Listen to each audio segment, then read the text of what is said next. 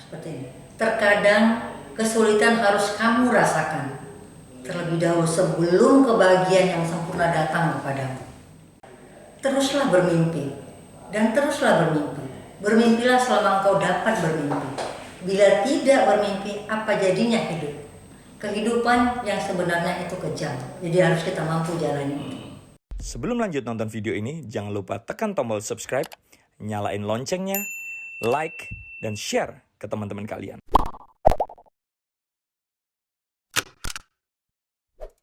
Selamat sore, salam jumpa sahabat delegasi dimanapun Anda berada. Hari ini hari yang istimewa bagi kami.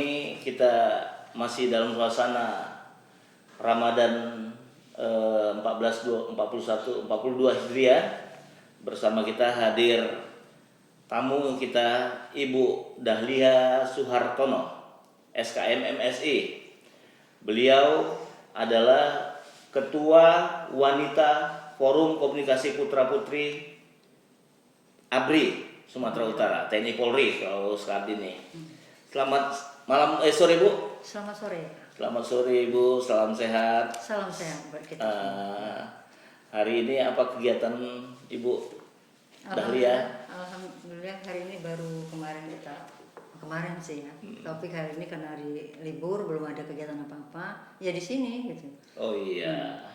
Kemarin ada kegiatan bakti sosial untuk ibu-ibu purnawirawan TNI Angkatan Udara. Bakti sosial untuk keluarga TNI ya. Iya. Iya. Kemudian beliau juga adalah Sekretaris Wanita Puja Kusuma Sumatera Utara. Kemudian Wakil Ketua Bidang Mobilisasi SDM Sumut. Juga pengurus pengurus di apa tadi Bu? Tadi yang olahraga ya. KONI Sumatera Utara. Mohon maaf ya. Beliau juga Wakil Ketua UKM IKM Nusantara Sumatera Utara. Dan saat ini bertugas dan aktif di Dinas Lingkungan Hidup Provinsi Sumatera Utara. Bahwa perempuan di abad 21 ini dalam memaknai nilai juang Kartini itu perlu menggali potensi-potensi wanita Indonesia khususnya di Sumatera Utara. Apa peran perempuan yang menurut Ibu Dahlia yang bisa kita angkat ke permukaan sehingga mampu memberikan warna baru terkait dengan potensi wanita itu sendiri? Bisa ceritakan? Baik, terima kasih. Ini kita bicara tentang Kartini dulu. Iya, Kartini. Karena ini kan masih dalam suasana Hari Kartini. Iya, Bu. Kalau menurut sejarah, era Kartini ini kan seorang wanita yang luar biasa ya. Dia itu pelopor lahirnya kebangkitan kaum Hawa dengan menulis buku yang berjudul Habis Gelap Terbitlah Terang. Inilah asal muasalnya bagaimana perempuan Indonesia bisa bangkit. Dia mendirikan sekolah dengan nama Kartini School dan itu gratis buat semua perempuan. Tujuan akhirnya adalah agar perempuan-perempuan khususnya di Indonesia jangan lagi terbelakang seperti yang dulu. Kalau dulu kan istilahnya perempuan hanya dapur, kasur, sumur aja ya. Nah sekarang coba kita lihat contoh. Perempuan sudah bisa menjadi presiden, contohnya Ibu Megawati. Iya. Bahkan Sudah pernah perempuan ya. sudah pernah. Perempuan juga pernah jadi astronot. Bahkan pekerjaan yang kecil sekalipun jadi kuli juga perempuan bisa. Jadi pekerja bangunan juga perempuan bisa. Nah persamaan hak dan kewajiban itu sampai sekarang itu yang sudah mulai ditelarkan kemana-mana. Kesetaraan gender ya? Iya, namanya kesetaraan gender. Kalau kita bicara tentang gender kan bukan hanya bicara tentang laki-laki dan perempuan saja, tapi seluruhnya kita bicarakan tentang hak, kewajiban dan sebagainya. Namun kalau jenis kelamin itu tidak bisa, dia tetap berbeda. Laki-laki tetap laki-laki, perempuan dengan kewajibannya sebagai ibu rumah tangga, sebagai yang melahirkan, menyusui, kan laki-laki nggak bisa nyusui. Menurut Ibu, pandangan Ibu perempuan saat ini bagaimana rupanya? Apakah mereka mempunyai semangat dalam meneruskan nilai juang Kartini dalam konteks emansipasi wanita tadi? Kita bicara tentang Kartini lagi. Kartini punya pokok-pokok pikiran. Di sini ada katakan. Katanya kalau perempuan kita ingin memerangi kebodohan, perempuan itu harus sekolah, berpendidikan, belajar dan memiliki keterampilan. Juga. Ya, membaca dan memiliki keterampilan. Otomatis kalau dia sekolah kan pasti membaca. Terus dalam rangka memerangi kemiskinan, perempuan harus berkontribusi secara sosial dan ekonomi. Yaitu tadi kalau dia bisa bekerja. Kemudian untuk memerangi ketidakadilan pada perempuan itu contohnya menentang poligami misalnya, perjodohan paksa, pingitan, dan pernikahan dini. Kalau dulu kan ada dipaksa anak kecil menikah, dipaksa. Nah, sekarang kan sudah nggak boleh lagi seperti itu. Dan itu menjadi perlawanan bagi kaum perempuan apabila belum cukup masanya ya. Kalau belum masanya. Sekarang sedang banyak kasus juga kan, remaja-remaja yang masih usia 11 sudah dinikah paksa gitu ya. Tujuannya ekonomi, perbaikan ekonomi keluarga. Padahal hal ini kan sangat bertentangan dengan kemauan. Apa saat ini masih terjadi di masyarakat kita? Masih ada, kemarin ada beberapa kasus. Kebetulan saya juga pernah dinas di PPPA dari perempuan. Ada beberapa kasus juga seperti itu. Nah, kalau kita bicara tentang peran perempuan di abad 21 ini, perempuan itu kan tetap saja dia sebagai istri, namun dia tetap bisa berkarir. Kalau dulu perempuan di rumah saja, tidak boleh berkarir. Sekarang sudah bisa berkarir. Jadi apapun, yang penting perempuan itu tidak lupa akan kodratnya sebagai seorang ibu. Itu yang pertama. Nah, emansipasi, gerakan emansipasi kan sekarang sedang digaungkan. Perempuan itu harus bisa bekerja dan harus bisa berbuat seperti juga laki-laki. Seperti sekarang perempuan banyak juga yang ikut di ranah politik, ya, anggota DPRD. Seperti kan jadi ada politisi wanita wanita. Apalagi ada undang-undang sekarang kan grand design perempuan. Jadi 30% harus ada perempuan di dalam parlemen. Seperti itu. Kemudian kita tahu bahwa perempuan saat ini banyak berkiprah di berbagai sektor lingkungan kehidupan. Nah itu kan menurut Ibu, apakah mereka yang berada di menjadi satpam tadi, banyak juga, ada juga ibu-ibu jadi tenaga security, ada juga ibu-ibu yang jadi TNI Polri. Nah ini kan perempuan-perempuan yang Wonder Woman kita bilang, artinya dia punya kekuatan yang semangatnya Pak. Nah itu menurut Ibu perlu didorong semangatnya pada generasi muda wanita saat ini? Harus dan wajib sebenarnya. Karena apa? Ini aja istilah. Banyak sekarang perempuan sebagai kepala rumah tangga. Kepala rumah tangga yang dimaksud ada sekarang hanya perempuan yang bekerja, laki-lakinya tidak bekerja, kan banyak ya, seperti itu ya. Nah makanya didorong. Kalau dulu kita berharap menikah dengan laki-laki, berharap uang dari laki-laki, berharap penghasilan dari laki-laki. Sekarang enggak. Perempuan membantu perekonomian keluarga sekarang. Harus ya. Harus seperti itu. Karena sesuai dengan kebutuhan sekarang yang makin meningkat. Nah, misalnya gini, kita bisa mendapatkan kesetaraan dalam hak pendidikan saja contohnya. Ya. Laki-laki dan perempuan pendidikannya mulai dari sekarang S1, S2, S3, dokter, profesor semua sudah ada. Perempuan ada, laki-laki juga ada. Yang jadi rektor perempuan ada. Laki-laki juga ada.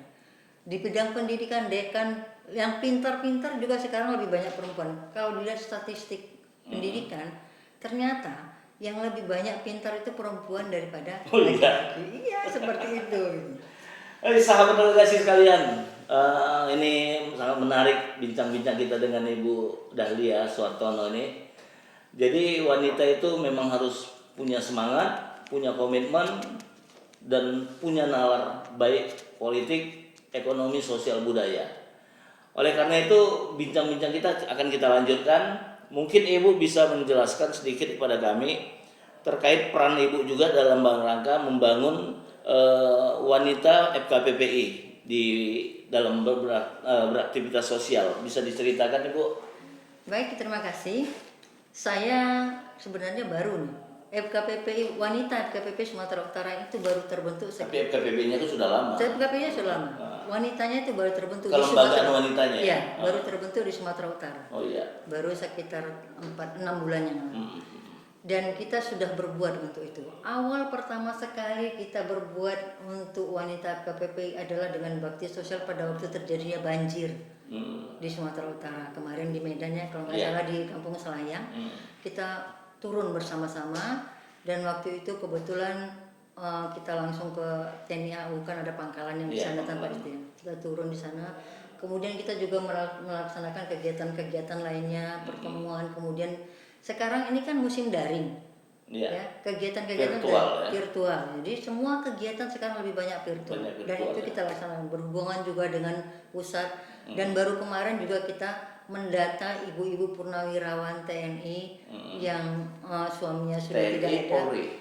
TNI Polri yang suaminya sudah meninggal dunia, kita kasih bantuan untuk belas kasih apa kita sebagai rasa kasih kita sebagai perempuan. Jadi mereka sangat senang dan kita juga berharap kalaupun kita berorganisasi, jadi jangan cuma berorganisasi. Kebanyakan selama ini kan begini, perempuan pergi dari rumah berorganisasi, kumpul-kumpul, kemudian ngegosip, nah itu biasa. Kemudian gimana, cari baju-bajunya gimana, kan biasa seperti itu. Niat kita tidak seperti itu.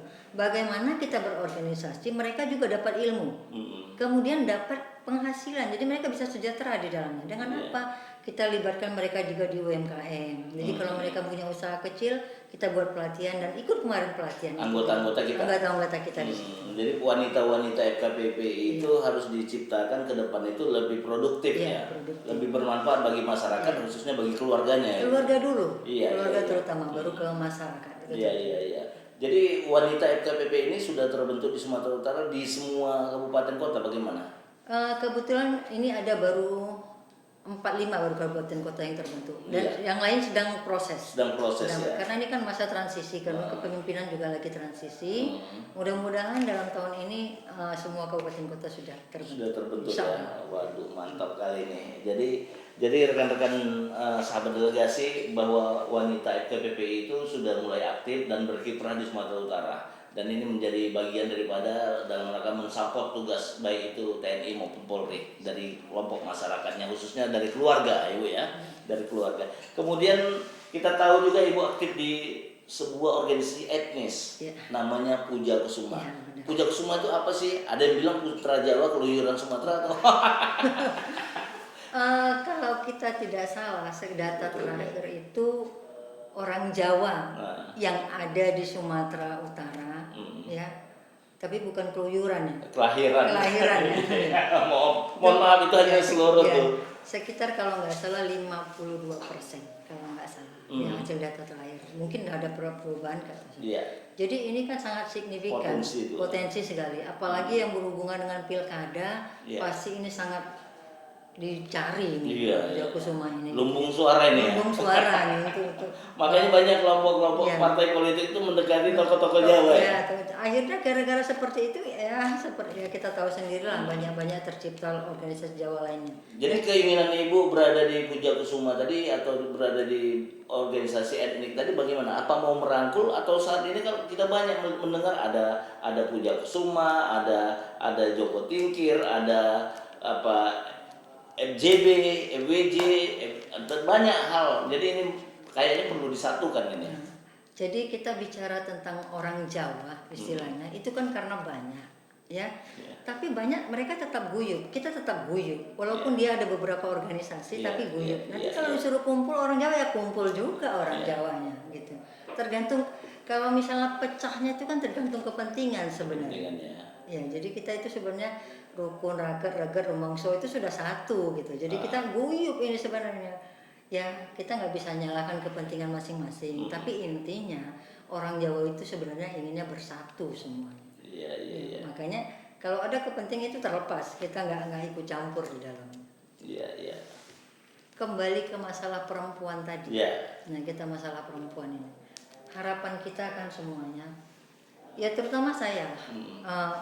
Kita berpikir selama ini ada stereotip di masyarakat, anggapan kalau perempuan yang maju itu jarang berhasil, misalnya seperti itu. Kenapa? Yang sering membuat perempuan itu tidak berhasil ada perempuan itu sendiri. Coba lihat di dalam pemilihan di pilkada atau pemilihan DPRD, DPR RI dan sebagainya, yang menjatuhkan perempuan itu adalah perempuan sendiri. Nah, inilah yang mau dirubah. Kenapa?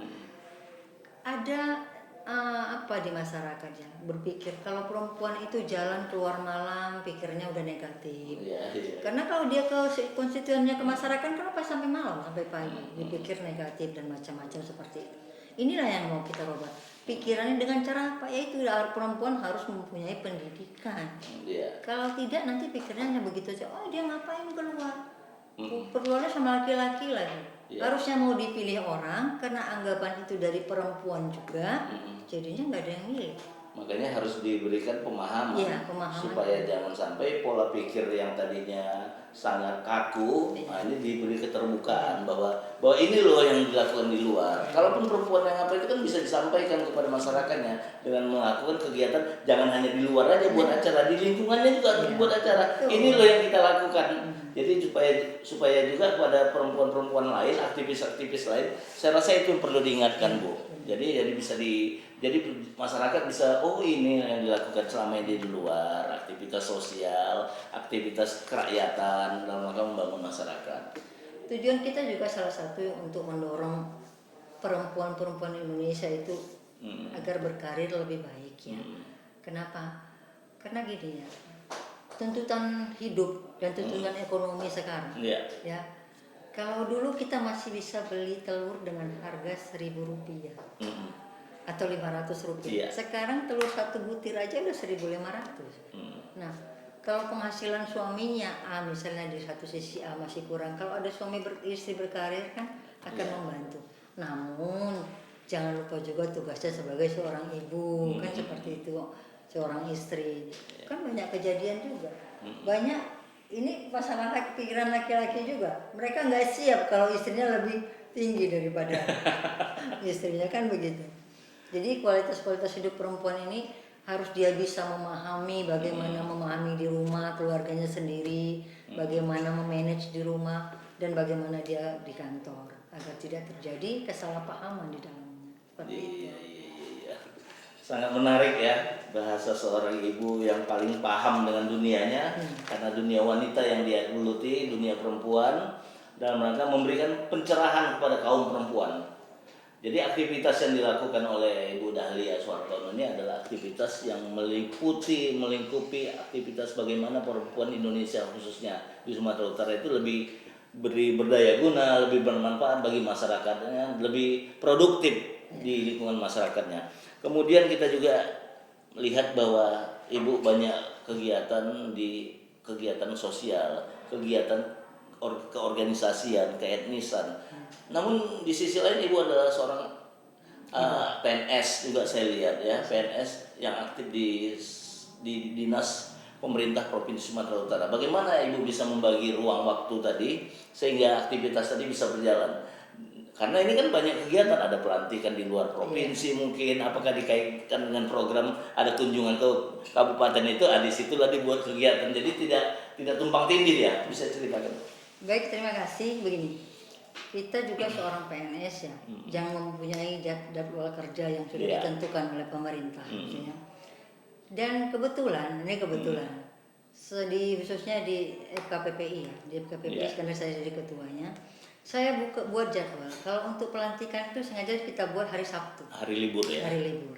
Jadi tidak mengganggu aktivitas. Betul. Dan untuk rapat-rapat juga biasanya kita laksanakan itu di jam 4. Dipadatkan di hari itu juga. Kemudian bisa kalau misalnya di hari biasa itu di luar jam kerja.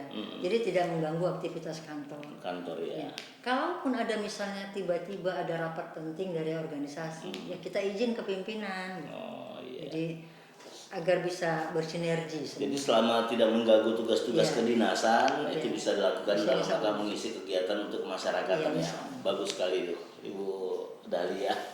Oke, sahabat delegasi sekalian, kita juga tahu bahwa aktivitas beliau selain aktif di organisasi kemasyarakatan, di kepemudaan, di etnis dan sebagainya, beliau juga seorang ibu rumah tangga ternyata.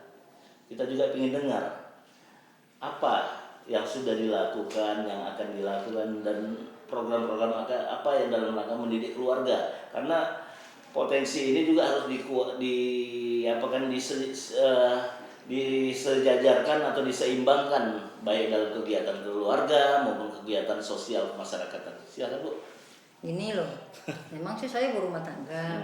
Nah saya punya anak sebetulnya kan harus 2, tapi yang satu sudah meninggal. Jadi sekarang 1. Alhamdulillah dia sudah sarjana di teknologi komputer ya. Dan untuk kewajiban sebagai ibu rumah tangga, insya Allah sampai saat ini belum ada yang terganggu. Belum ada yang tergendala. Semua jalan aman-aman saja. Untuk organisasi juga aman-aman saja dan semua mendukung untuk ini. kan nggak mungkin kita jadi ketua organisasi nggak didukung keluarga, ini berat. Iya, jadi itu penjelasan itu yang perlu kita dengarkan, bahwa setiap aktivis itu juga kalau kita berharap di rumah tangga juga didukung karena kegiatannya sangat mulia. Berorganisasi juga ini ada hati di dalamnya. Karena kalau kita berorganisasi ada kepentingan, pasti nggak akan lama. Apalagi kita memegang tampuk pimpinan ya. Kalau kita berpikir ini saya ada kebutuhan tentang ini, pasti nggak akan lama. Tapi kalau kita berbuat dengan hati, insya Allah ini akan berjalan dengan baik. Ya, memang setiap apapun aktivitas, apapun yang kita lakukan pasti ada istilahnya onak dan duri di dalamnya, itu biasa. Tantangan dan rintangan itu pasti ada. Namun itulah dibutuhkan kekuatan mental dan kemampuan kita untuk manage itu semua. Ya mudah-mudahan sampai detik ini masih bisa berjalan dengan lancar.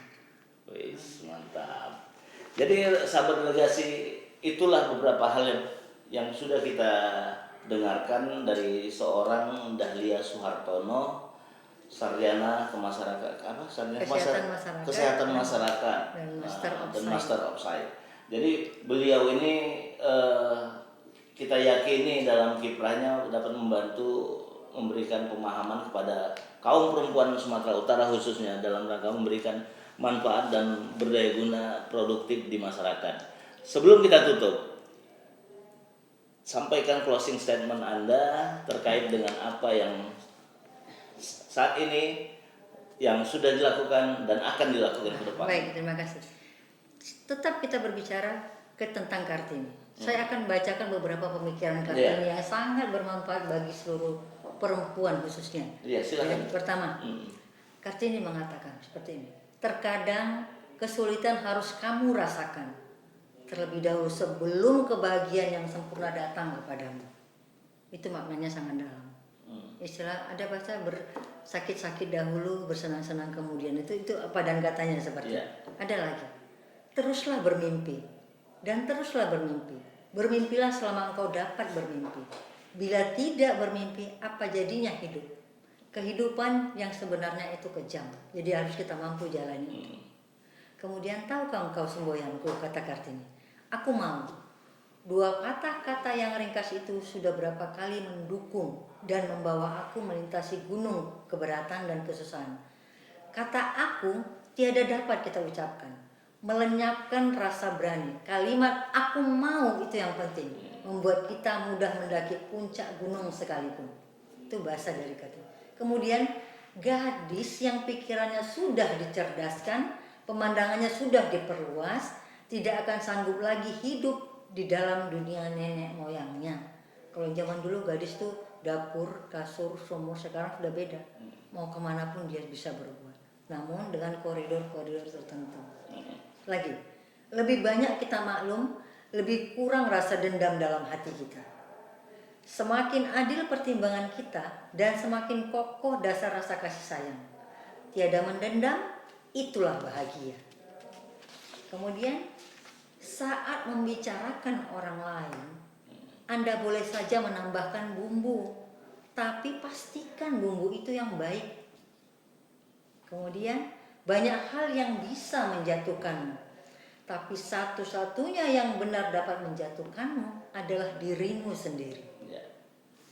Kemudian tidak ada sesuatu yang lebih menyenangkan selain menimbulkan senyum di wajah orang lain, terutama wajah orang-orang yang kita cintai. Jangan mengeluhkan hal-hal buruk yang datang dalam hidupmu. Tuhan tidak pernah memberikannya. Kamulah yang membiarkan dia datang. Saya kira itu aja. Terima kasih.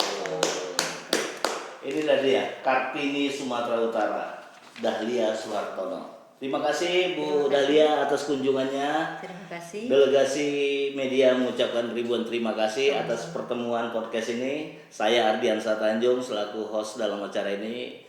Terima kasih atas kehadiran. Semoga ke depan kita akan bisa bersama lagi membangun komitmen bersama untuk membangkitkan semangat masyarakat Sumatera Utara. Terima kasih juga buat pendengar semua, buat pemirsa. Ada pemirsa juga ya. Dan salam persaudaraan, salam sehat semuanya. Assalamualaikum warahmatullahi wabarakatuh. Saya Dahlia Suhartono, SKM MSc, Ketua Wanita FKPPI Sumatera Utara, mengucapkan Selamat Idul Fitri, mohon maaf lahir dan batin.